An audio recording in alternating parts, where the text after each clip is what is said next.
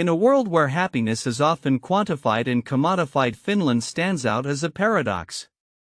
For 8 consecutive years, this Nordic nation has claimed the title of the happiest country on earth, according to the United Nations-backed World Happiness Report.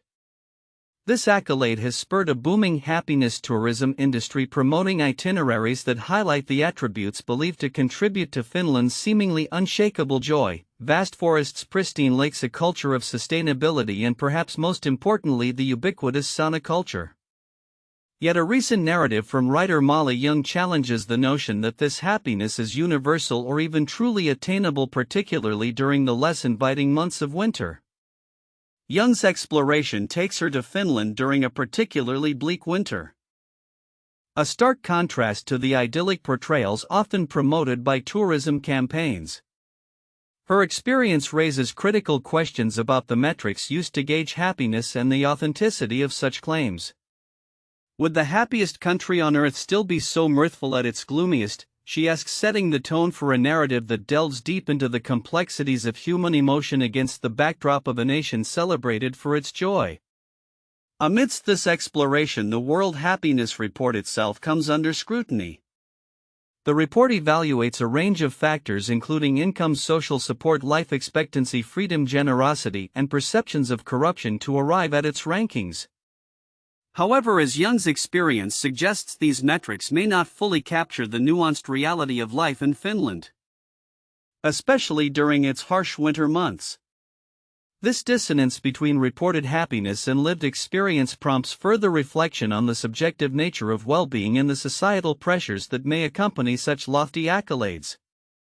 While Finland's ranking has undeniably bolstered its tourism sector, it also raises broader discussions about the implications of happiness as a national brand.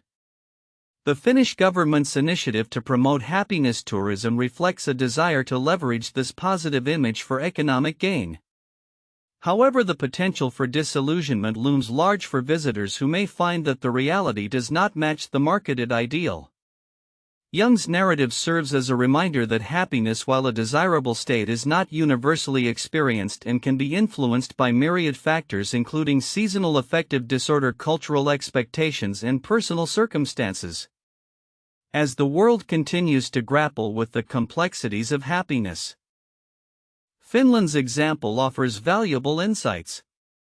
It underscores the importance of authenticity and emotional honesty in discussions about well-being.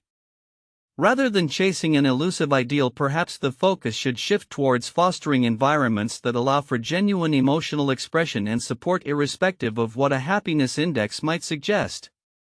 In a future where happiness is increasingly seen as a commodity, Young's account invites a re-evaluation of how we define and pursue joy. It challenges us to consider the inherent differences in our experiences and the societal narratives surrounding happiness. As the conversation around well-being evolves, it remains crucial to acknowledge that true happiness is multifaceted, often rooted in the authenticity of our experiences rather than the numbers on a report. In a rapidly changing political landscape, recent developments have sparked discussions on leadership and public perception. One prominent figure, former President Donald Trump, has faced scrutiny as he embarks on new ventures while grappling with the implications of his past actions. As he turns his attention to international business deals, many are questioning the effectiveness of his administration's previous promises and how this shift might affect both his reputation and the political dynamics in the United States. Trump's recent statements emphasize a focus on business rather than geopolitics. In a bid to secure lucrative deals in the Middle East, he has signaled a departure from traditional diplomatic engagements. "We're looking to create jobs and opportunities, not just policies," Trump said, framing his approach as one that prioritizes economic prosperity over political maneuvering. This pivot raises concerns about the potential neglect of long-standing geopolitical issues in favor of short-term financial gains. Analysts suggest that while this strategy may attract certain business interests, it could also alienate traditional allies who expect the United States to play a stabilizing role in the region. Adding to the complex tableau, public sentiment in Washington, D.C. has shifted. A recent poll indicates that Mayor Muriel Bowser's approval ratings have rebounded amid growing worries about Trump's influence and the implications of his business-focused agenda. The mayor's recovery in public opinion reflects a desire for stable governance, particularly as Trump's approach to international relations could evoke uncertainty among constituents who prioritize diplomatic engagement. Moreover, a critical analysis of Trump's administration reveals a stark contrast between his promises of appointing only the best individuals to key positions and the reality of his administration's personnel choices. Critics argue that the turnover and controversies surrounding various appointees have undermined this assertion. Political commentator Jane Doe remarked, "The dissonance between Trump's rhetoric and the outcomes of his presidency raises questions about his judgment and the long-term impact on his legacy. As Trump navigates his new role in the business landscape, the ramifications of his governance style continue to resonate within the public sphere." Observers note that the intertwining of business interests and political influence could lead to a redefined power dynamic not just for Trump but for the future of American politics as a whole. The implications of these developments will likely unfold in the coming months as both Trump and Mayor Bowser seek to solidify their positions amidst an ever-evolving political climate. Looking ahead, the intersection of business and politics promises to be a focal point of discussion, particularly as Trump engages with international markets while attempting to maintain his political relevance. As voters and political analysts alike watch closely, the outcomes of these ventures could have lasting effects on the landscape of American governance and public trust. In an era of global uncertainty and shifting political landscapes, the complexities of international relations and domestic policies continue to shape the lives of citizens worldwide. The multifaceted challenges facing the current administration are exemplified by recent reports highlighting frustrations over military engagements abroad, economic pressures on small businesses, and geopolitical tensions in Europe. Former President Donald Trump, who once promised to swiftly end America's longest wars, has expressed private frustrations regarding the pace and effectiveness of these military withdrawals. According to sources familiar with his remarks, Trump feels that despite his assurances to the public, the reality on the ground remains stubbornly complex. This sentiment reflects a broader struggle within U.S. foreign policy, where promises of rapid resolution often collide with entrenched political and military realities. Analysts suggest that this ongoing frustration could have significant implications for Trump's political aspirations and the future of U.S. military engagements. On the economic front, small businesses across the nation are feeling the weight of Trump's tariff policies, which have been described as crushing by many entrepreneurs. One small business owner lamented, "Nobody in power seems to care," highlighting a growing disconnect between policymakers and the challenges faced by local enterprises. As tariffs increase costs on imported goods, many small businesses are forced to either absorb these expenses or pass them on to consumers, leading to inflationary pressures that could dampen economic growth. The ramifications of these policies extend beyond individual businesses, threatening the fabric of local economies that rely on small enterprises for employment and innovation. Simultaneously, European leaders are ramping up pressure on Russia in an effort to secure a ceasefire in ongoing conflicts.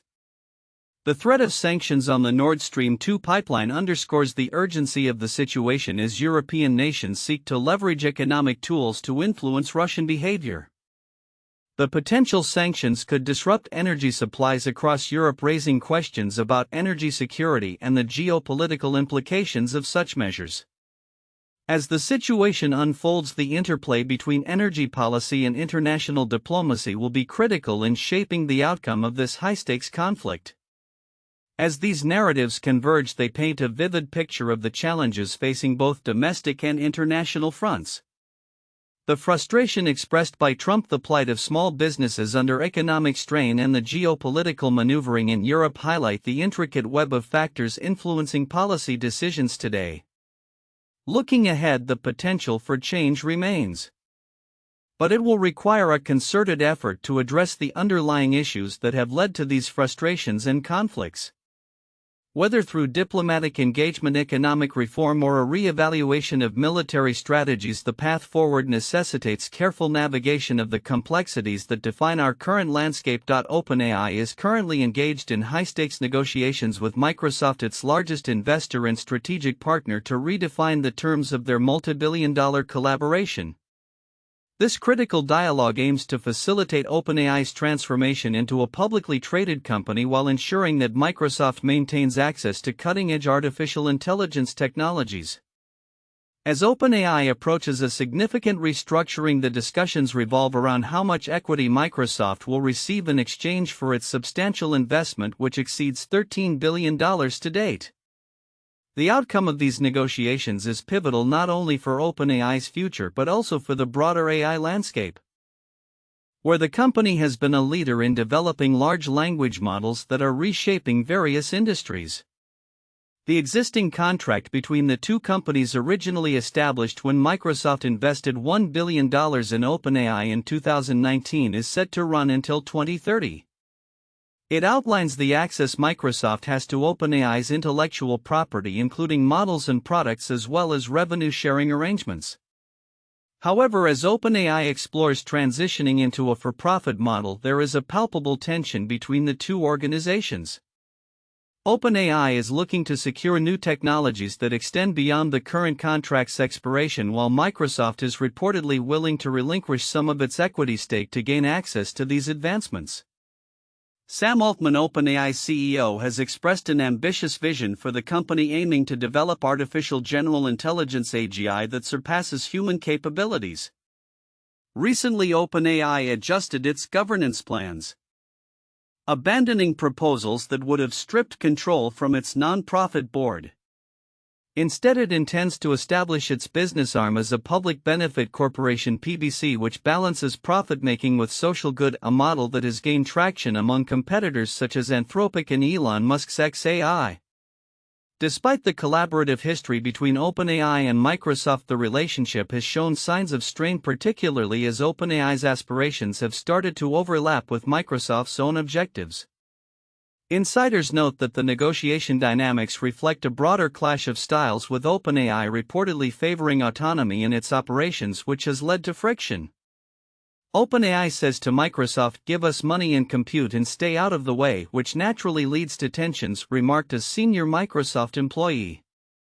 While the negotiations are complex, they are not devoid of optimism. One individual close to the situation stated, "Microsoft still wants this conversion to succeed. It's not like it's all gone to hell and it's open warfare." However, these discussions occur against a backdrop of increasing competition as OpenAI seeks to expand its partnerships with other tech giants like Japan's SoftBank and Oracle, aiming to build a significant computing infrastructure dubbed Stargate. OpenAI's funding strategies have evolved significantly since its founding as a non-profit in 2015. The company has recently raised substantial funds, including a $6.6 billion round led by SoftBank and a subsequent $40 billion round, further complicating its equity arrangements with investors. As OpenAI pivots to a for-profit structure, it faces the challenge of ensuring that its mission to benefit humanity remains intact. Despite criticism that it may be prioritizing profits over its original goals. The legal landscape surrounding OpenAI's restructuring will also play a critical role in its future. The company must navigate compliance with regulations in California and Delaware, where it is headquartered and incorporated respectively. Delaware's Attorney General has indicated a review of OpenAI's new plan to ensure it aligns with its charitable purpose. As OpenAI continues to negotiate with Microsoft, the stakes are high. Failure to secure a satisfactory agreement could hinder its ability to raise additional capital, impair its plans for an IPO, and impact its competitive position against tech giants like Google. The outcome of these negotiations will likely shape the future of both OpenAI and the broader AI industry, as the company seeks to balance its ambitions with the expectations of its investors. In conclusion, the ongoing talks between OpenAI and Microsoft signify a crucial juncture for the AI sector.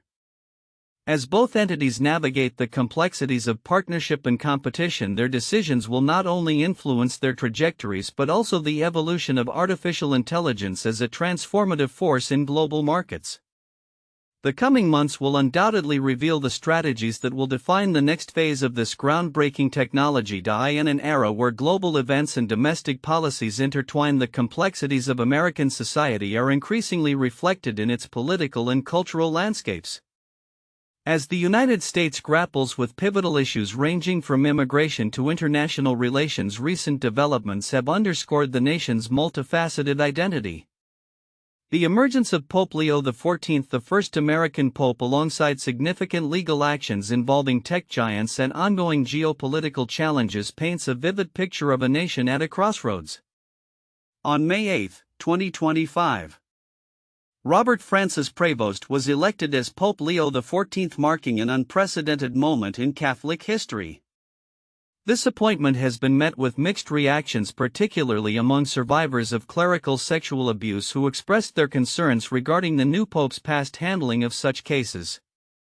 The election of Leo XIV raises questions about the Church's commitment to addressing the wounds of its past, noted a spokesperson from a survivor advocacy group. This sentiment resonates as the Catholic Church faces scrutiny over its historical failures to protect vulnerable individuals. In parallel, the political landscape is equally tumultuous. President Trump has been vocal about a total reset in relations with China following recent tariff discussions in Geneva, asserting that negotiations are steering the two nations toward a more stable economic partnership. "We had a very good conversation and I believe we can find common ground," Trump stated, hinting at a potential thaw in the long-standing trade war that has characterized U.S.-China relations. Meanwhile, the situation in Latin America continues to unfold dramatically. On May 9, Mexican President Claudia Sheinbaum announced a lawsuit against Google for altering the name of the Gulf of Mexico for U.S. users, a move she argues undermines Mexican sovereignty and cultural identity. "We must protect our heritage," Sheinbaum emphasized, drawing attention to the broader implications of digital colonialism in the age of globalization. This legal battle reflects growing tensions over cultural representation and ownership in the digital realm, particularly as technology companies increasingly shape public perception and historical narrative. As the world becomes more interconnected, such disputes are likely to become more frequent, raising questions about the responsibilities of corporations in fostering inclusive dialogues. On the humanitarian front, the plight of migrants remains a pressing concern. Reports indicate that Trump's immigration policies have led to a surge in detentions and deportations, fueling fears of a humanitarian crisis. Activists highlight the personal stories behind these statistics, with families torn apart and individuals left in precarious situations. The ongoing discourse around immigration policy underscores a need for humane solutions that respect human dignity while addressing national security concerns. In a particularly poignant incident, 5 fishers lost at sea for 55 days were rescued by an Ecuadorian tuna boat, a story that has captured national attention and sparked conversations about the dangers faced by those who work in the fishing industry. Their survival serves as a testament to resilience, but also a reminder of the risks inherent in a profession often overlooked by society. As the dialogue around these issues progresses, the intertwining of cultural, political, and social narratives continues to shape the American experience. The ascension of an American pope, the legal confrontations with tech giants, and the ongoing struggles of marginalized communities collectively reflect a society grappling with its identity in an increasingly complex world. Looking to the future, the implications of these events could foster deeper conversations about accountability, representation, and the role of leadership in both religious and secular spheres. As the United States navigates this intricate landscape, the outcomes of these developments will likely reverberate beyond its borders, influencing global perspectives on governance, faith, and humanity itself. In a thought-provoking exploration of contrasts, Molly Young's latest piece for the New York Times delves into the paradox of happiness in Finland, often dubbed the happiest country on earth. Despite its consistent top ranking in the World Happiness Report for 8 consecutive years, Young's personal experience during a bleak winter week in Finland raises critical questions about the metrics and realities of happiness in a nation celebrated for its well-being. The World Happiness Report, initiated by the United Nations in 2012, assesses various factors contributing to life satisfaction, including GDP per capita, social support, healthy life expectancy, freedom to make life choices, generosity, and perceptions of corruption. While these elements paint a broad picture of societal well-being, they do not always encapsulate individual experiences, particularly during the harsh winter months when daylight is scarce and temperatures plummet. Young's journey to Finland was marked by a lack of concrete plans, a decision that starkly contrasted with the country's curated happiness tourism offerings.